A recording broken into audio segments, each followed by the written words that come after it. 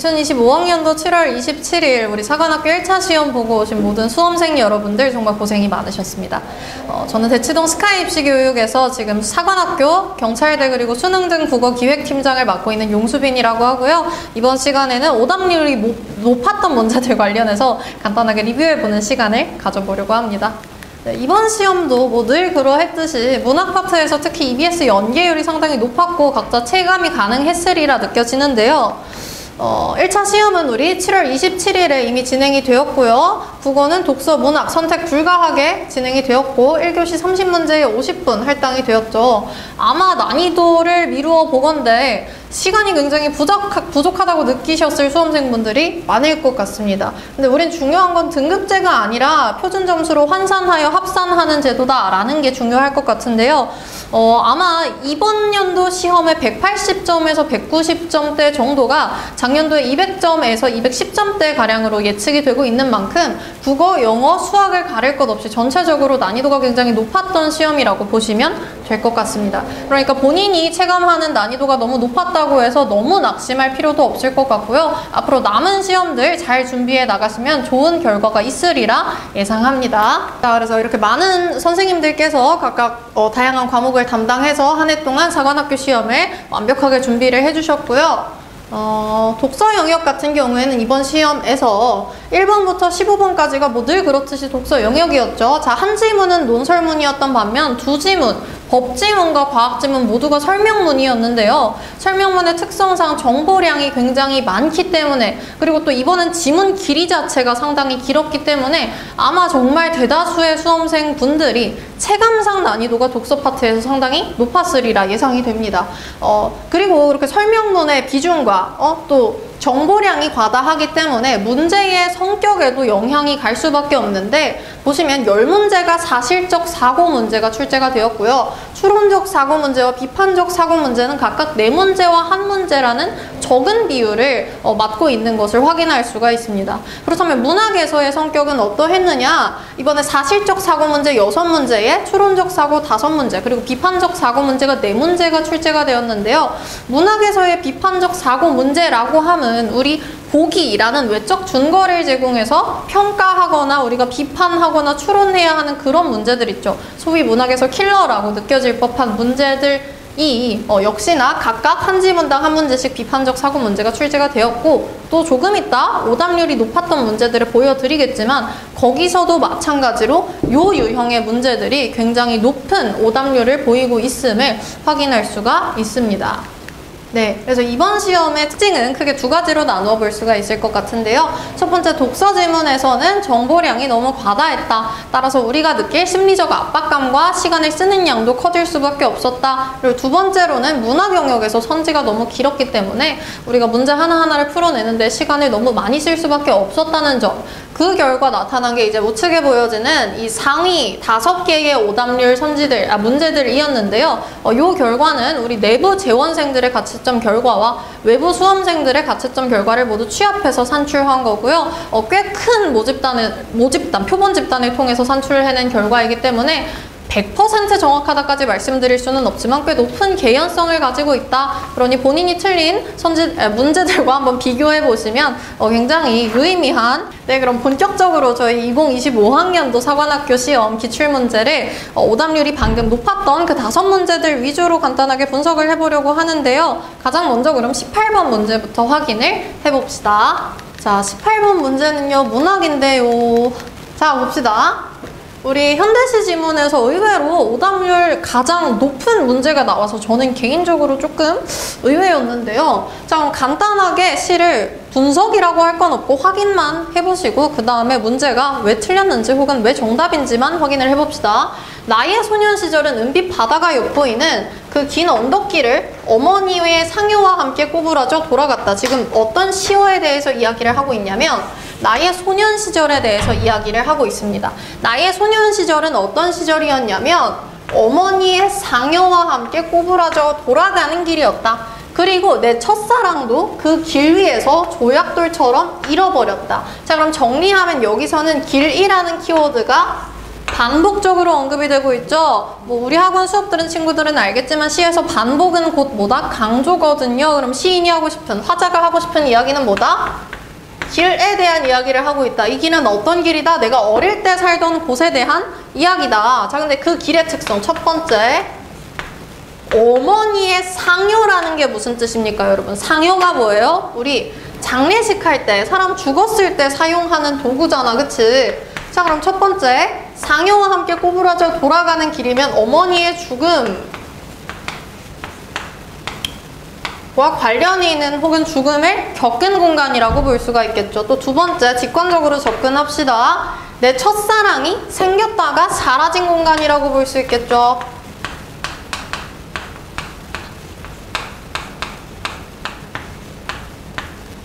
자, 그럼 길에 대한 언급이 또 있나 봅시다. 그래서 나는 푸른 하늘빛에 호저 때없이 그 길을 넘어 강가로 내려갔다가도 노을의 한폭 자줏빛으로 젖어서 돌아오곤 했다. 또 이 길은 어떤 길이냐면요, 길에 가기 전에는 나는 어떤 상태예요? 푸른 상태예요. 그런데 길을 갔다 오면 돌아올 때의 나는 어떤 상태입니까? 자줏빛의 상태인 거죠. 자, 다음 넘어갑시다. 그 강가에는 봄이, 여름이, 가을이, 겨울이 나의 나이와 함께 여러 번 댕겨갔다. 자, 길은 또 어떤 공간이에요? 내가 나이를 먹은 공간이에요. 까마귀도 날아가고 두루미도 떠나간 다음에는 누런 모래둔과 그리고 어두운 내 마음이 남아서 몸서리쳤다. 그런 날은 항용 감기를 만나서 돌아와 알았다. 또 가끔 뭘 앓기도 했다? 감기를 앓기도 했다. 그런데 이때의 감기는 내가 어떨 때 앓는 것이다? 어두운 내 마음이 있을 때 감기가 이어지는 거다. 자, 그럼 정리하면 우리 가장 도식적이고 가장 러프한 툴인 이 길이 화자에게 있어서 긍정인지 부정인지 이것부터 파악을 해봅시다. 깔끔하게 파악할 수가 있나요? 너무 긍정도 너무 부정도 아닌 것 같아요. 약간 묘하게 약간 추억적 요소와 혹은 부정적 요소들이 결합해 있는 것 같죠. 조금만 더 가봅시다. 할아버지도 언제 난지를 모른다는 동구 밖 그 늙은 버드나무 밑에서 나는 지금도 돌아오지 않는 어머니, 돌아오지 않는 계집애, 돌아오지 않는 이야기가 돌아올 것만 같아서 멍하니 기다려본다. 자, 앞서 언급한 길 위에 있던 이것들은 지금은 돌아오지 않아요. 그럼에도 불구하고 나는 어떠하다? 왠지 돌아올 것 같아서 기다리고 있다. 요 정서까지만 확인을 해주시면 괜찮을 것 같네요. 그러면 뭐 한다? 어느새 어둠이 기어와서 내 뺨에 얼룩을 씻어준다. 여기까지만 확인하고 우리 바로 18번 문제로 넘어가 봅시다. 자, 18번 보기를 참고하여 가와 나를 감상한 내용으로 적절하지 않은 것은, 자, 유년 시절의 회상을 다룬 시들은 화자의 과거 경험을 시간적으로 조직하고 형상화하는 방식에서 차이를 보인다. 이러한 차이는 경험 당시의 화자의 경험을 회상하는 화자가 해당 경험으로부터 받은 영향에서도 발견된다. 자, 그럼 우리가 풀 수 있는 가와 관련된 선지부터 처리를 해봅시다. 자, 가의 화자는 어머니와 첫사랑의 상실로 인해 아픔을 겪었던 소년 시절. 자, 어릴 때 얘기야. 엄마랑 첫사랑을 그 길에서 잃었어. 둘 다 적절하겠죠. 그걸 뭐 하고 있다? 회상하고 있다. 1번 선지 가에 대해서는 괜찮은 것 같습니다. 자, 그럼 2번 선지 가봅시다. 가는 돌아갔다와 같은 과거형에서 준다와 같은 현재형 시제로 전환하면서 과거 경험과 이를 회상하는 상황을 순차적으로 제시하고 있고 만나봅시다. 자, 처음엔 어때요? 돌아갔다, 잃어버렸다, 했다, 과거형이죠. 알았다까지 과거형입니다. 근데 맨 마지막에 뭘로 끝납니까? 본다, 준다, 즉 순차적으로 과거 경험 그리고 그것을 회상하고 있는 지금을 제시해 주는 게 맞죠? 그래서 2번 선지도 괜찮을 것 같습니다. 자, 그럼 3번 봅시다. 가에서 강가에 사계절이 나의 나이와 함께 여러 번 댕겨갔다는 것은 수년에 걸쳐 반복적으로 겪은 경험을 하나의 문장으로 압축한 것이다. 세월이 많이 지나갔다. 그 길에서의 내 삶이 많이 지나갔다를 압축적으로 표현한 게 맞겠죠? 그래서 이 3번도 가는 괜찮습니다. 4번에 가 봅시다. 화자가 강가로 내려갔다가도 노을의 한푹 자줏빛으로 젖어서 돌아오곤 한 것은 아픔을 극복하고자 했던 당시의 시도가 무위로 돌아갔음을 드러내고, 자 봅시다. 아픔이 존재했다고는 볼 수 있을까요? 없을까요? 있어요. 왜? 그 길 위에서 내가 어떤 마음이었어? 어두운 마음이었죠. 누구를 상실해서? 엄마를 상실해서 어떤 계집의 첫사랑을 상실했기 때문에. 그쵸? 근데 우린 뭘 확인할 수가 없어요? 아픔을 극복하고자 했던, 특히나 당시의 시도가 어디 있는데, 내가 길에 내려간 건 그냥 아픔을 겪었다. 그 이상도 이하도 아닌 거죠. 왜? 길이 나에게 아픔을 주는 공간이라면 그 기능밖에 할 수 없는 거예요. 갑자기 여기서 극복하고자 했던 당시 시도가 왜 나오냐고. 그래서 개인적으로 봤을 때는 솔직히 찍을 만한 선지가 아니에요. 근데 이게 오답률이 왜 높은지 상당히 의문스럽고, 뭔가 문학의 학습 방법론에 약간 문제가 있었던 게 아닌가 싶은 생각이 개인적으로는 듭니다. 자, 그럼 5번도 가 파트 한번 확인하고 나시 분석해 봅시다. 가에서 멍하니 기다려보는 행위는 경험을 회상하는 화자에게 과거의 영향이 지속되고 있음을 보여준다. 너무 적절하죠. 내가 멍하니 뭘 기다리는데 과거의 것들을 기다리고 있잖아요. 그러면 과거의 영향이 지금 현재의 나에게 지속되는 거 맞아 틀려? 너무 적절하죠. 그러니까 사실 이거는 내가 시간이 부족해서 가시만 읽었더라도 맞췄어야 하는 문제란 말입니다. 그럼 나시까지 한번 확인을 해서 정답이 4번이라는 걸 우리가 확신을 한번 해보도록 합시다. 자, 김기림 길 요거는 우리가 방금 봤고요. 자, 나 한민복 박수 소리를 좀 봅시다. 자, 이것도 그냥 직관적으로 해석하시면 됩니다. 박수소리. 나는 박수소리에 등 떠밀려 조회단 앞에 선다. 박수소리에 등 떠밀려서 조회단 앞에 서 있는 화자의 상황을 보여주고 있어요. 운동화 발로 차며 나온 시선. 눈이 많아 어지러운 잠자리 머리. 나를 올가매는 박수의 낙하산 그물. 탄력을 튕 끊어버리고 싶지만 아랫배에서 악식으로 부글거리는 어머니. 전체적인 정서 어떻게 느껴집니까? 부정적 정서가 느껴지네요. 오, 전투 같은 늘 새말기와 동향으로 나부끼던 국기마저 미동도 않는 등 뒤에 아이들의 눈동자가 지금 뭐가 계속해서 언급되니? 박수소리, 아이들의 눈동자, 검은 교복에 돋보기처럼 열을 가한다. 누구에게? 이 교복 누가 입고 있을까요? 내가 입고 있겠죠? 자, 이 박수소리, 아이들의 눈동자 이런 것들이 누굴 향해? 싹 다 나를 향하고 있는 거야. 눈이 많아. 여기도 그런 표현 있죠? 잠자리 머리 이거 뭘까요? 이거 조금 이따 설명할게요. 자, 그럼 나를 올가매는 박수의 낙하산 그물, 박수의 낙하산 그물 이런 식으로 가시면 되겠지. 천개의 돋보기 조명, 불개미떼가 스물스물 빈혈의 육체를 버리고 피난한다. 몸에서 팽그르 파르르한 연기가 피어난다. 자, 봅시다. 아이들의 눈동자가 돋보기처럼 열을 가하는 거죠. 그럼 이때의 돋보기 조명도 부정적이겠죠. 자, 그 돋보기처럼 열 가함을 당하는 게 나였단 말이에요. 불개미 때는 나랑 좀 유사한 애겠죠. 그나마. 근데 걔네가 어떠하대요? 빈혈의 육체래요. 그럼 내가 느끼는 정서를 조금 더 구체적으로 표현하자면 이 사람은 마치 뭐 같은 느낌을 받고 있는 거야? 빈혈이 올 것 같은 느낌을 받고 있는 거야. 몸에서 팽그르 파르란 연기가 피어난다. 이것도 내 얘기지. 내 정서. 팽이 내려서고 싶어요. 이건 갑자기 왜 나왔을까요? 맥락적으로 생각을 해봅시다 좀. 왜 나왔을까요? 앞에서 지금 무슨 얘기하고 있어요? 아이들의 눈동자가 마치 돋보기처럼 나를 꼬라보고 있어요. 그래서 내가 어떻게 느껴져요? 마치 빈혈이 올 것처럼 느껴집니다. 내 몸에서 연기가 피어나는 것처럼, 내가 불타는 것처럼 느껴집니다. 팽이 내려서고 싶어요는 당연히 맥락적으로 해석하자면 이 상황에서 벗어나고 싶어요 겠지요. 그렇다면 이 팽이는 뭘까요? 이 상황이겠죠.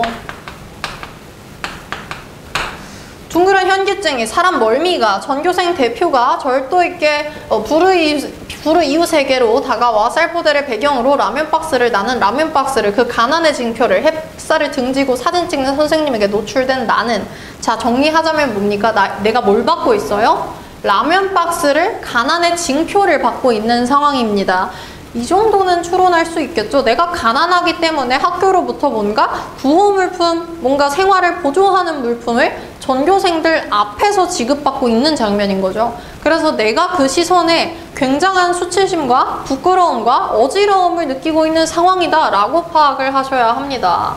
자, 나는 비지처럼 푸석푸석 어지러워요. 햇빛의 설사, 박수소리가 늘어지며 라면 박스를 껴안은 채 슬로 비디오로 쓰러진 오 나의 유년이라는 표현을 통해서 뭘 알 수 있습니까? 앞에서 현재형으로 제시되던 것들이 사실은 내가 지금 회상하고 있는 것이다. 매우 생생하게 회상한 것이다 라는 걸 파악할 수가 있겠죠. 그 구겨진 정신에 유리조각으로 박혀 빛나던 박수소리, 박수소리라고 이야기를 하면서 마무리가 되고 있습니다. 자, 그럼 본격적으로 18번 문제로 다시금 넘어가 보도록 할게요. 자, 18번 보시면 18번에 1번 나 파트만 봅시다. 나의 화자는 가난해진 표인 라면 박스를 많은 사람들 앞에 받으면서 수치심을 느꼈다. 적절하겠죠? 자, 2번 나는 선다와 같은 현재형에서 빛나던과 같은 과거형 시제로 전환하면서 현재화된 과거 경험의 회상을 마무리하고 있군. 너무너무 적절하죠. 마치 현재인 것처럼 현재화된, 사실은 뭐야? 과거 일의 회상을 진행하고 있는 거죠. 3번 나만 봅시다. 나에서 슬로 비디오로 쓰러진다 라는 것은 과거 경험의 짧은 순간을 포착한 것이죠. 내가 지금 쓰러지고 있는 것이 아니라 그때의 나, 마치 쓰러진다 이렇게 생각하고 있는 거잖아요. 지금 4번 봅시다. 나에서 화자가 팽이에서 내려서고 싶지만 그러지 못했던 것은, 자, 여기까지는 사실입니다. 왜? 얘가 팽이에서 내려서고 싶다라고 표현했지만 그 뒤에도 어떤 장면이 이어집니까? 아이들이 계속해서 박수 소리를 내고 나는 그 앞에 노출되어 있는 상황에 대해서 계속해서 서술하고 있잖아요. 화자는 내려서고 싶지만 그러지 못했어요. 사실입니다. 근데 뭐가 문제냐면 상황을 견디고자 하는 마음이 사라졌음을 드러내는군. 이게 혹여나 가시의 해석이 덜 되어서 4번을 찍어내지 못했더라도 나시만 제대로 해석을 했으면 이건 너무 헛소리죠. 왜? 팽이 자체가 그 상황 자체죠. 나의 가난함이 전교생 앞에 노출되어 있는 상태. 근데 거기서 벗어나고 싶다고 했지만 벗어나지 못한 것은 그냥 못한 거죠. 벗어나지 못한 거죠. 여러분들 전교생들 앞에서 조금 부끄러움을 당한다고 해서 당장 뛰쳐나갈 용기가 있는 학생이 몇이나 되겠습니까? 이 학생도 마찬가지였던 거죠. 자, 그 상황을 견디고자 하는 마음이 사라졌다라고는 전혀 볼 수가 없습니다. 그래서 개인적으로는 18번이 왜 이렇게 오답률이 높은 문제인지 납득을 할 수가 없고요. 아쉽지만 약간의 반성을 하시는 것도 좋겠다 하는 생각이 드는 문제였습니다.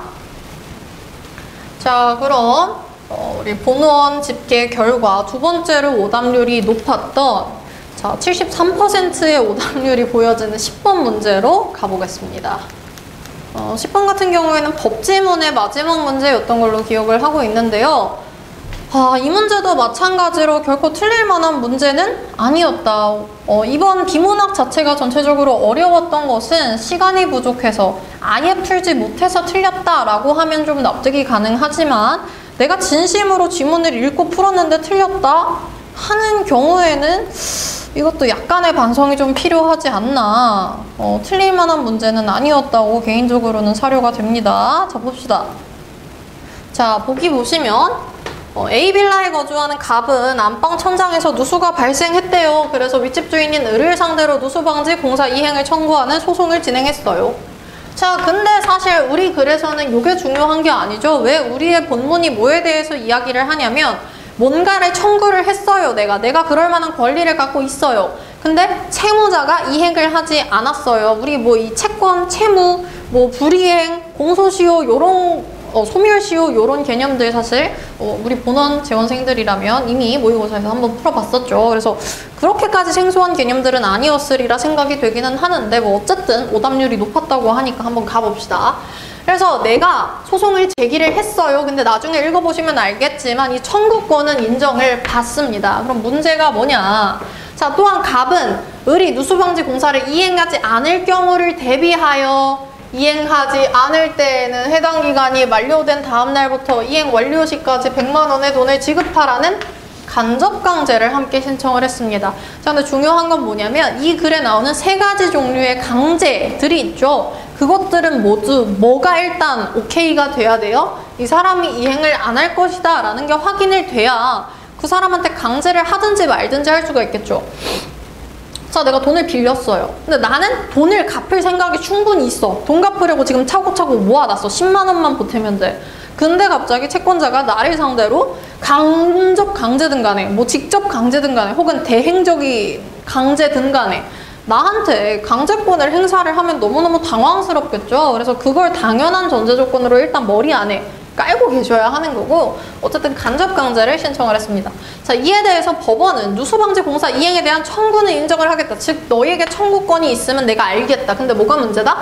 간접강제 신청은 기각할 거다. 자, 재판부는 민사집행법 제261조 1항에 따라서 간접강제에 의한 강제 집행의 대상이 될 수 없다라고 밝혔죠. 요 행위 뭐였냐면요, 간접강제는요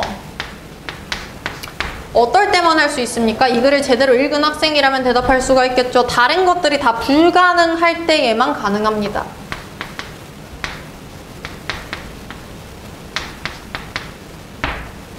그게 정리하면 뭐였나요? 일단 우리 크게 두 가지로 채무를 나눠볼 수가 있었죠. 예를 들어 주는 채무가 있었고 혹은 하는 채무가 있었단 말이에요. 주는 채무에 대해서는 간접강제를 할 수가 있습니까? 없습니까? 없어요. 왜냐하면 주는 채무는 예를 들어 저 친구가 나한테 도자기 하나를 주기로 했어. 내가 돈을 이미 지불을 했다고 칩시다. 그럼 어떻게 하면 됩니까? 그냥 공권력이 개입을 해서 그 도자기를 나한테 주기만 하면 되겠죠. 이 과정에서 간접강제를 할 필요는 없다 이 말입니다. 간접강제는 뭐였냐면 그 사람에게 심리적 압박을 제공을 해서 그 사람이 채무를 꼭 이행하게끔 만드는 방법이었는데, 이게 그 사람의 이행하지 않을 자유의지를 침해하기 때문에 웬만하면 하지 말자, 요런 게 이 지문의 골자였거든요. 사실 이 부분만 제대로 이해하면 문제를 틀릴 게 없어요.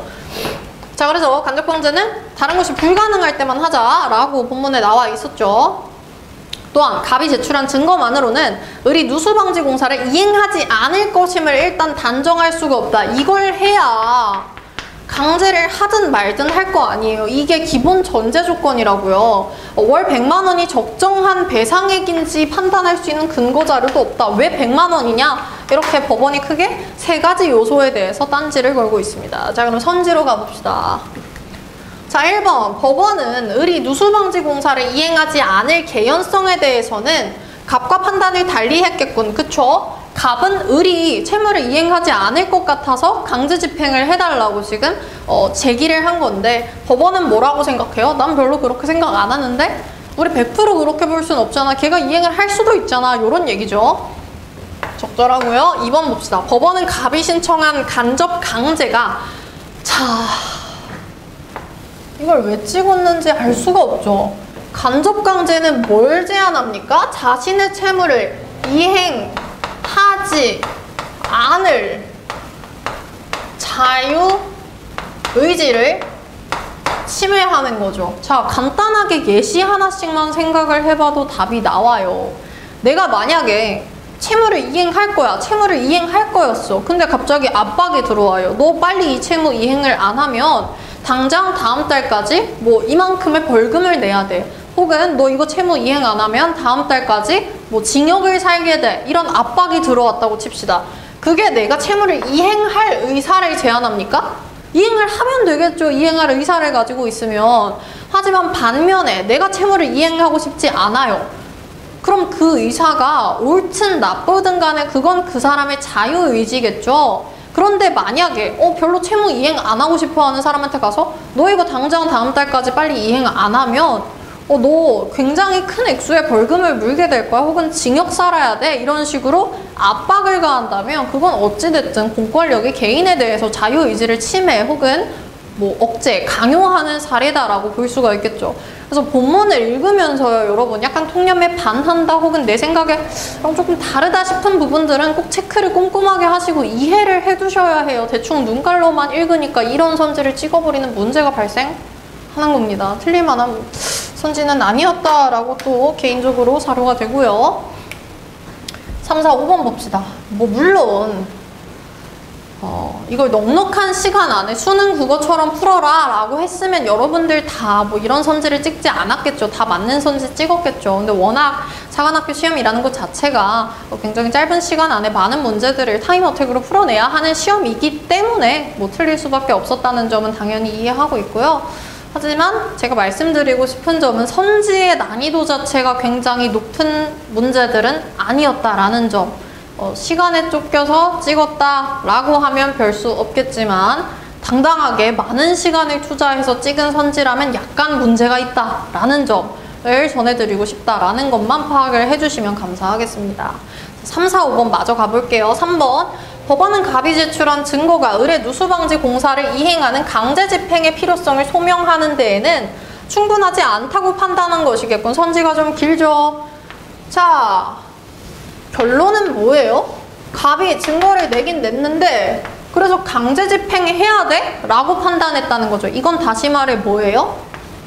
전제가 확실한가에 대해서 충분하지 않다라는 거죠. 다시 말해 전제는 뭐였나요? 일단 이 사람이 을이라는 사람이 채무를 이행하지 않을 것이 확실하다. 그러니까 공권력이 개입해서 강제를 해야 한다. 요게 전제와 결과였잖아요. 우리 기본적인. 근데 지금 뭐가 불충분하다? 그 사람이 채무를 불이행할 거라는 걸 우리가 어떻게 아느냐. 일단 걔가 불이행을 해야 우리가 세 가지 강제집행 중에서 뭘 해도 할 텐데.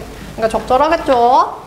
자, 4번 봅시다. 법원은 을이 이행해야 할 채무가 부자기 채무나 부대체적 자기 채무가 아니라고 보고, 즉 얘네들만 우리 간접 강제를 할 수 있는 애들이었잖아요. 그쵸? 자위를 아예 안 해도 되거나 혹은 자위 채무이지만 대체성이 없거나 요럴 때만 우리가 강제 집행을 하는 거였다. 그래서 적절한 선지가 되겠고요. 5번 봅시다. 법원은 갑의 첨부 자료만으로는 을이 채무를 이행하지 않을 경우 배상금이 과연 적합한가 부합하는가 이걸 증명할 수가 없다라고 판단했다. 이건 적절하겠죠. 자, 그래서 이거는 만약에 시간을 본인이 투자를 해서 푼 지문이라면 적절하게 풀어낼 수 있었어야 할 문제다라고 개인적으로 사료가 됩니다. 물론 버릴 문제들을 버리고 풀 수 있는 문제들을 다 마치겠다라는 전략은요, 너무 좋은 전략이고, 만약 본인이 이 문제를 버렸다 혹은 이 질문을 버렸다 그리고 다른 데서 다 맞췄다 라고 하면 좋은 전략이었고 좋은 선택이었던 거죠. 자, 그럼 다음 세 번째로 우리 오답률이 높았던 14번 문제로 한번 가보겠습니다. 우리 14번 문제 그리고 14번 문제 먼저 확인하고 그 다음 21번 문제 확인하고 이번 영상은 마무리 해보도록 할게요. 14번. 다음으로 오답률이 높았던 문제는 우리 14번 문제인데요. 보기 간단하게 보고 뽑아낼 것들 뽑아낸 다음에 1번부터 5번 선지까지 왜 정답이고 왜 오답인지 확인해 보도록 할게요. 자, 보기 봅시다. 기능성 화장품 중 색소 침착이 일어나지 않게, 즉 뭘까요? 본문에서 색소 침착이 일어나는 과정을 다뤘으니까 그것들을 방해하는 요소들에 대해서 이야기를 하겠죠. 첫 번째 뭐가 있다? 두 가지가 크게 존재하는데, 자, 첫 번째 뭐가 있다? 색소 침착 자체가 일어나지 않게 하는 것. 두 번째가 뭐가 있다? 합성된 멜라닌을 탈락시키는 것. 이렇게 두 가지가 있는데, 자, 첫 번째 산화 아연은 피부 표면에서 자외선 자체를 좀 덜 오게 만드는 애라네요. 그럼 얘는 1번 케이스겠죠. 자, 2번 알부틴은 티로신과 마찬가지로 교사슬의 수산 화물을 가지고 있어서 멜라닌 세포 내에서 티로시나제의 활성 부위에 결합할 수가 있다. 즉 누구 대타를 할 수 있다 라는 이야기일까요? 티로신의 대타, 대체물이 될 수 있다 라는 얘기겠죠. 티로신과 티로시나제가 합성이 되면 색소 침착이 가속화가 되는 거니까 이것도 마찬가지로 색소 침착을 덜 일어나게 하는 케이스라고 볼 수가 있겠습니다. 자, 두 번째 알파 하이드록시사는 피부 표면에서 각질 세포끼리 밀착시키는 이 단백질 구조를 분해한다. 자, 이 각질 세포끼리 밀착시키는 단백질 구조가 분해되는 과정을 우리가 뭐라고 부르죠? 각질의 탈락이라고 부릅니다. 각질이 탈락될 때 모두 같이 떨어져 나가나요? 멜라닌 세포도 같이 떨어져 나가기 때문에 요게 촉진이 되면 색소 침착이 덜 일어나게 되겠죠. 그래서 얘는 2번 케이스라고 볼 수가 있겠습니다. 우리 간단하게 정보들 정리했으니까 1번부터 5번 선지 확인 들어가 볼게요. 1번, 간은 피부에 미치는 자외선의 영향을 감소시킨다. 적절하죠? 색소 침착을 억제할 수 있겠군. 당연한 얘기예요. 이건 1번 찍었으면 안 돼요. 자, 2번 봅시다. 나는 티로신과 티로시나아제의 결합을 방해함으로써 그렇겠죠. 왜? 나가 티로신 대신 티로시나아제랑 결합할 수 있으니까요. 그러니까 산화 반응이 일어나는 티로신의 비율을 감소시킬 수 있다. 적절하겠죠. 자, 다는 각질세포가 피부에서 떨어져 나가게 하면서 와, 좋아요. 적절합니다.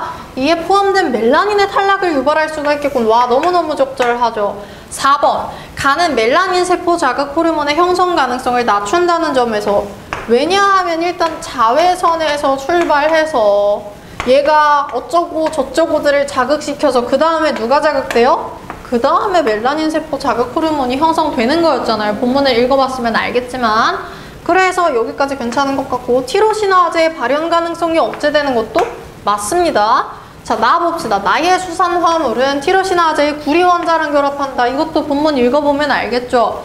자, 우리 수산 화물의 생성 파트에서 얘가 뭐와 결합된다라고 이야기합니까? 구리 원자랑 결합한다라고 이야기하죠.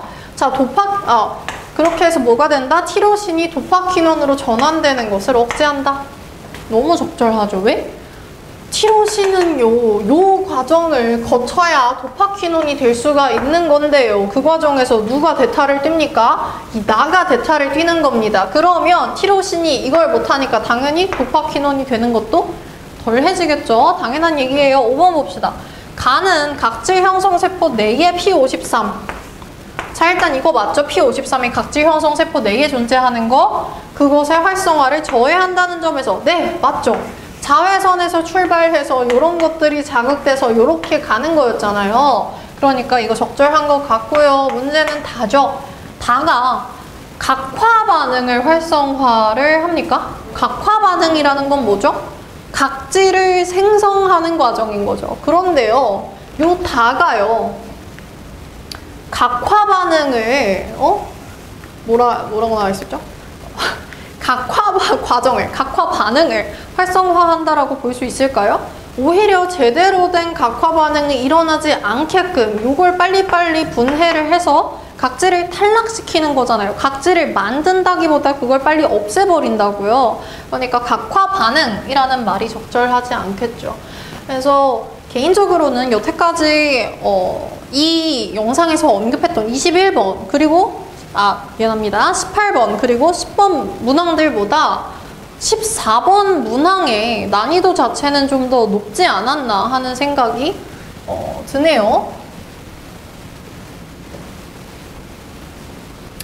네, 그래서 이 문제는 확실히 각화 과정과 각질의 탈락을 구분하게끔 하는 어떤 논리적 사고를 요구하고 있다라는 점에서 꽤 난이도가 높았던 문제가 맞는 것 같고요. 또 그것뿐만 아니라 이 지문 자체가 워낙 길이도 길고 또 난이도도 약간 있고 했으니까 이 문제 틀린 학생들은 너무 슬퍼하거나 너무 부끄러워하거나 너무 자책하거나 후회하지 않았으면 하는 바람이 있습니다. 개인적으로.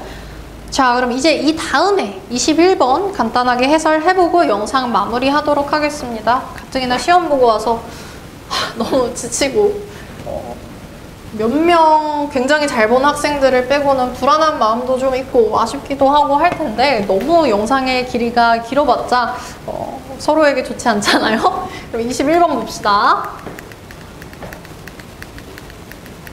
자, 21번. 이것도 간단하게 고전시가 해설만 하고 본인이 어떤 부분을 오독해서 이 문제를 틀렸는지 한번 생각해보면 좋을 것 같네요. 자, 이 시가의 제목이 뭡니까? 박선장의 오륜가입니다. 5가지 덕목을 이야기를 할 거예요. 자, 봅시다. 한치도 안 되는 풀이 부자죠, 일단. 이게 리치맨일까요? 아니겠죠. 아빠와 자식일 거예요. 한치도 안 되는 풀이 봄이슬을 맞은 후에 잎 넓고 줄기 길어 밤낮으로 불어났다. 자, 이걸 뭐랑 결부해서 생각하셔야 합니까, 여러분은? 부자관계와 결부해서 생각하셔야 합니다. 자, 다시 읽어봅시다. 어떤 게 아빠고 어떤 게 자식일지를 좀 생각을 해보자고요. 한치도 안 되는 풀이 봄이슬을 맞았더니 잎이 넓어지고 줄기가 길어져서 막 불어났대요. 그리고 이게 은혜래요. 그리고 굉장히 만극하고 갚을 줄 모르겠대요. 자, 그럼 뭘까요? 이 한치도 안 됐던 풀이 자식이겠죠. 봄이슬이 뭘까요? 부모 혹은 부모의 사랑일 겁니다. 자, 그걸 받았더니 자식이 어떻게 된 거예요? 쭉쭉쭉쭉 잘 큰 거예요. 그러니까 너무 은혜롭고 감사하겠죠. 그런 맥락으로 이해하시면 되고요. 자, 그 다음은 형제와 결부해서 이해하셔야 합니다. 먼저 나니 후에 나니 차례야 다를지라도 앞과 뒤를 이어서 한 젖으로 자랐다. 이건 형제로 유추하기가 굉장히 쉽죠. 자, 형제가 형이냐 동생이냐 서로 차례는 다르지만 결국은 뭐다? 한 젖으로 한 부모 밑에서 자라나지 않았느냐. 그러니까 우리가 뭘 알아야 한다? 사람이 이 뜻을 모르면 금수만도 못하다. 이 형제 간의 사랑, 형제 간의 우애, 형제 간의 끈끈함에 대해서 사람이라면 마땅히 알아야 도리다 라고 얘기하는 거죠. 다음, 자, 그 다음은 난 1과 난 2인데 봅시다. 당무 멀어지고 한당송이 이어지니, 자, 이건 세월이 지나감을 의미하는 거다라고 나와 있죠. 자, 당호가 뭐예요? 각각 요순시대와 한나라, 당나라, 소나라를 의미합니다. 그만큼 중국 기준으로 시대가 많이 지났다 이런 얘기하는 거죠. 천지가 오래되니 세상살이가 아니니까 그냥 세상이 오래되니까 어떻게 됐다? 세상의 도의가 안 변하겠냐라고 묻는 거죠. 서리법이야. 즉 변한다 안 변한다? 변한다. 자, 세상이 이렇게 긴데 당연히 뭐도 변한다? 도의도 변할 수가 있다라고 얘기하는 거죠.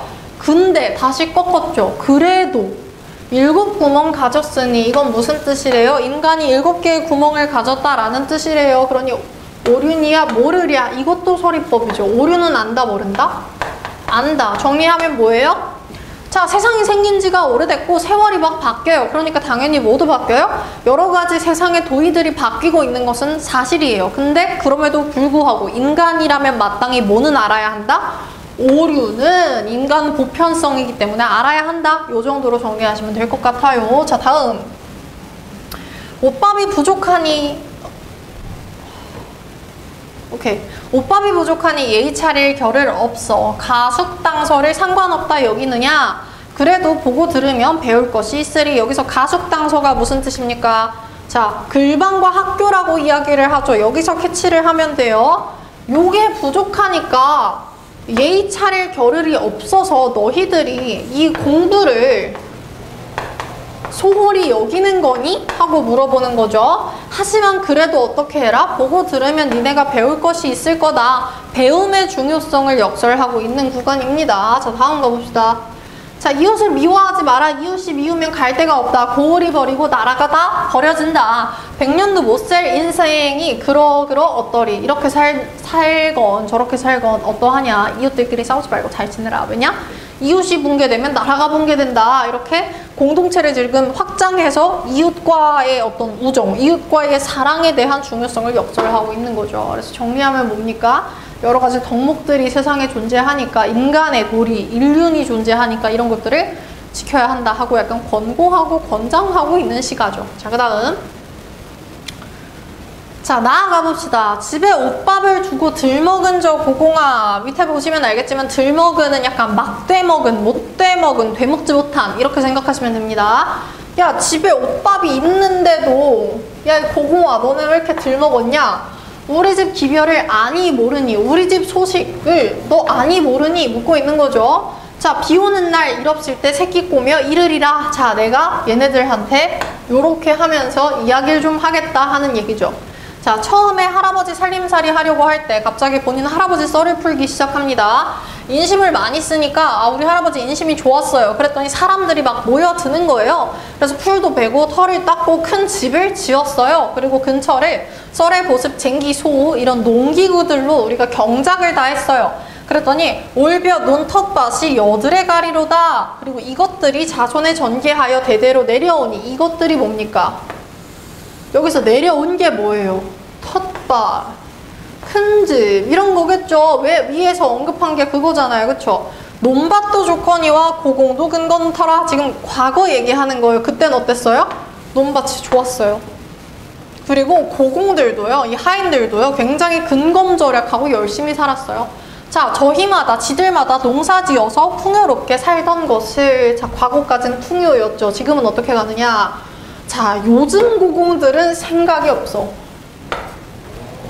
과거의 고공들과 현재의 고공들을 대조하고 있는 거죠. 그때 고공들은 참 근검절약하고 애들이 성실하고 좋았는데 너는 요즘 왜 그러니? 라고 묻고 있는 거죠. 밥사발이 크나 작으나 동옷이 좋고 굳으나. 자, 밥사발 크나 작으나, 즉 밥을 많이 주든 적게 주든 동옷이 좋고 굳으나. 자, 겨울옷을 좋은 걸 주든 아니면 구린 걸 주든 간에 애들이 맨날 뭐 한다? 마음을 다투는 듯 호수를 시기하는 듯 맨날 다퉈요. 맨날 시기해요. 무슨 일 생각에 흘깃흘깃하는 건가? 일 안 하고요. 딴짓거리 할 생각만 가득 찼다라는 얘기인 거죠. 자, 너희네 일 아니하고, 야, 일단 니들이 일도 안 하고 시절조차 사나워서 요즘 시기도 안 좋아, 시절도 안 좋아, 힘든 시기야. 가뜩에 내 세간이 풀어지게 되었는데, 가뜩이나 내 재산이 지금 줄줄 새고 있는데, 엊그제 화강도가 뭔지 몰라도 유추하세요. 뭔가 불화자고요. 강도겠죠. 가산을 탕진하니 화강도가 내 가산을 다 털어갔어. 어떻게 됐어? 집 하나 불타버렸어요. 먹을 것도 전혀 없어요. 굉장히 힘든 상황이죠. 자, 이렇게 크나큰 세사를 어찌하여 치르려뇨? 약간 한탄하고 있죠. 김가 이가 고공들아, 야 김씨 이씨 하인들아, 우리 새 마음을 좀 먹자. 자, 너희네 젊었느냐? 생각 설마 아니하냐? 니네들이 뭐 그렇게 어려? 너네 생각 안 해? 자, 한 솥에 밥 먹으며 번번이 시기하랴. 니네 언제까지 한 밥 먹고 지내면서, 같은 집에서 지내면서 그렇게 시기하고 지낼 거니? 한마음 한뜻으로 농사를 짓자꾸나. 우리 새로 시작하자. 나 집 망했다. 자, 중략. 너희네 데리고 새 살림 살자 하니. 자, 요거 하려고 했는데 어떻게 됐어? 엊그제 왔던 도적이 아직 멀리 가지도 않았다는데, 너네는 귀 없어? 눈 없어? 소식 못 들어? 왜 그 화살을 제쳐놓고 옷밥만 다투느냐? 자, 내가 기껏 애들한테 새 마음을 먹자고 이렇게 좀 다독였죠. 근데 지금 잘 되고 있습니까? 안 되고 있습니까? 안 되고 있어요. 여전히 뭐 한다? 옷이랑 밥만 다투고 있다. 서로 시기 질투하고 입에 풀칠할 궁리만 하고 있다라는 얘기인 거죠. 다음. 자, 너희네 데리고 추운가 줄이는가 죽조반 아침 저녁 더 해서 먹였는데, 야, 내가 니들 데리고 너네 추울까봐 혹은 배고플까봐 아침 저녁보다 더 많이 식사 챙겨주고 진짜 잘해줬는데, 니네는 은혜일랑 생각도 않고 니네 일만 하려고 하니까. 여기서 근데 이게 중요하겠죠. 여기서의 일이요, 진짜 일이에요? 노동?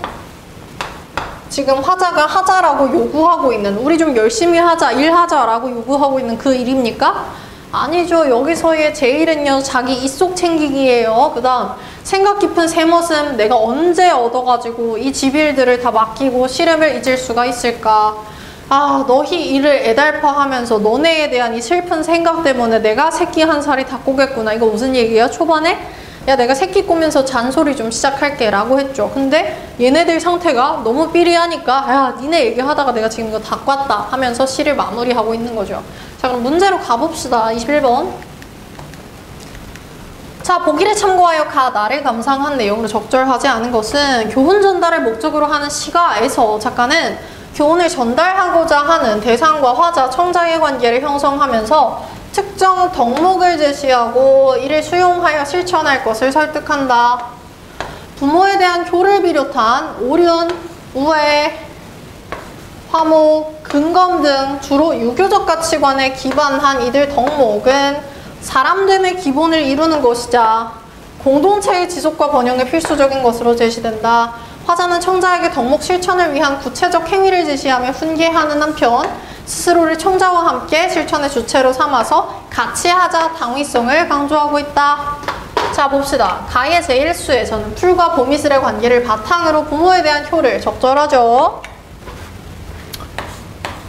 자, 나에서는 과거 고공의 바람직한 모습을 들어서 근검을 덕목으로 제시하고 있군.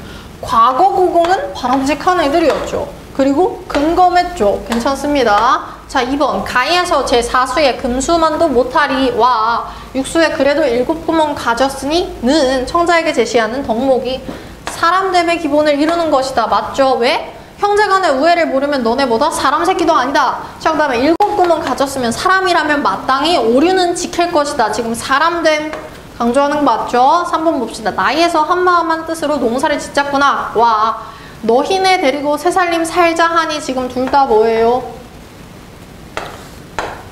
누가 포함되어 있어요? 너희와 함께 내가 포함되어 있는 문장들인 거죠. 청유문.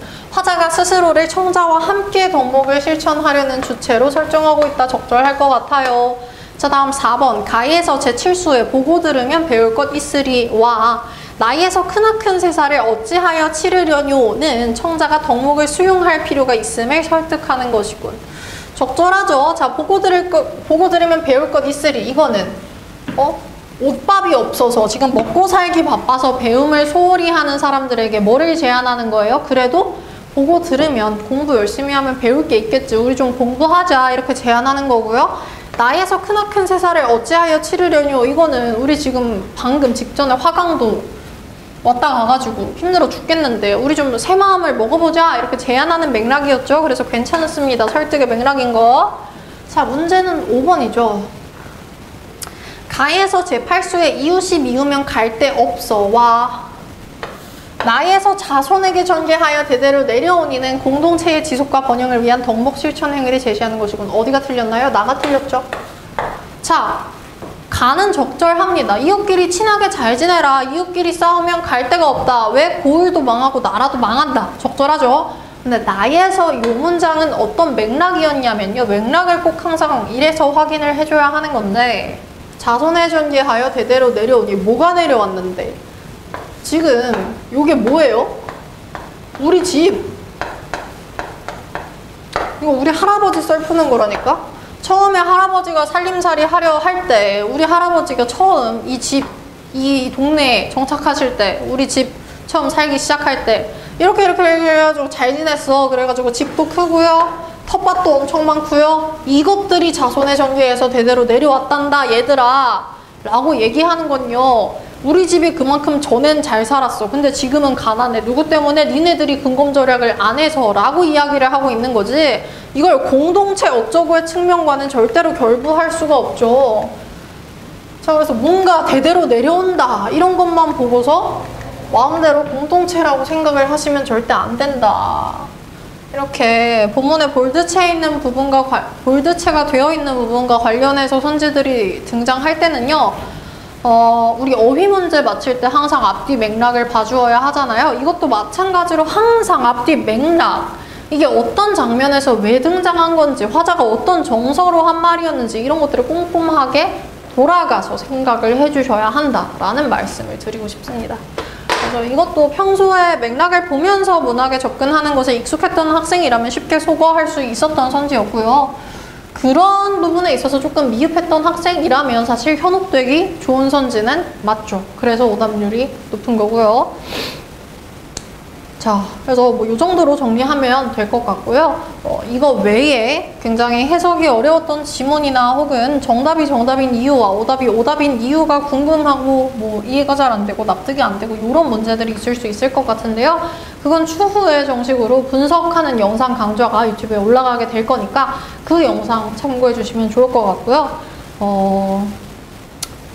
오늘 영상 관련해서 문제에 대한 어떤 접근 방식이나 해석 방식이나 혹은 난이도에 대한 평가가 나와는 다른 학생들이 사실 분명히 존재할 수 있습니다. 그런데 뭐 그렇다고 해서 본인이 너무 틀렸다라고 생각하지 마시고 그냥 받아들일 것들은 받아들이고 아니다 싶은 건 아니다 이렇게 쳐내시고 적당히 걸러 들으면서 비판적으로 받아들이시면 좋은 영상이 될 것 같습니다.